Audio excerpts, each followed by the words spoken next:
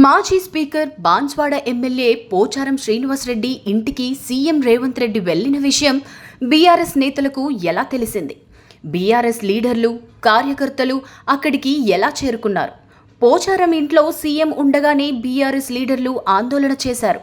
ఈ హఠాత్ పరిణామం నుండి తేరుకున్న పోలీసులు బీఆర్ఎల్ లీడర్లు, కార్యకర్తలను అరెస్ట్ చేశారు.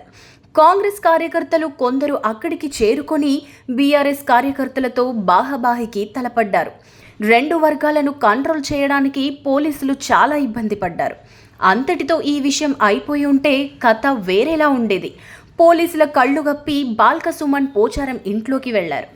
అదే టైంలో పోచారంతో పాటు ఆయన కుమారుడు భాస్కర్ రెడ్డిలకు కాంగ్రెస్ కండువా కప్పి పార్టీలో చేర్చుకున్నారు. అనంతరం తిరిగి వెళ్లిపోతున్న సీఎం కన్వాయ్కు కొందరు బీఆర్ఎస్ లీడర్లు అడ్డుపడ్డారట.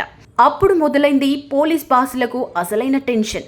సీఎం ఉన్నారంటే ఆ పరిసరాల్లోకి ఇతరులను అనుమతించరు కదా, మరి పోచారం ఇంట్లోకి సుమన్ ఎలా వెళ్లారు అని పోలీసు ఉన్నతాధికారులు ఆరా తీశారు. సీఎం అక్కడి నుంచి వెళ్లిపోయాక పోచారం ఇళ్లంతా పరిశీలించారు. సీఎం సెక్యూరిటీలో లోపముందని పోలీస్ బాసులపై సీఎం కార్యాలయం ఆగ్రహం వ్యక్తం చేసిందట. ఇంకేముంది, నివేదిక ఇవ్వాలని ఏసీపీని ఆదేశించింది. వెంటనే west zone DCP Vijay Kumar Pocharam ఇంట్లోకి వెళ్లి పరిశీలించారు. అనుమతి లేకుండా పోచారం ఇంట్లోకి బాల్క సుమన్ చొరబడ్డారు.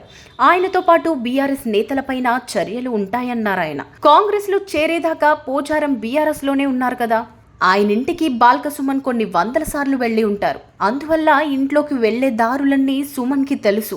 ఇది చిన్న విషయం, కానీ సీఎం ఉండగా పోచారం ఇంట్లోకి సుమన్ వెళ్లడం నిజంగా పెద్ద విషయం. అది పోచారంకు కాంగ్రెస్ కండువా కప్పే సందర్భంలో ఇట్లానే తెలంగాణ ఉద్యమంలో తరచుగా జరిగేది.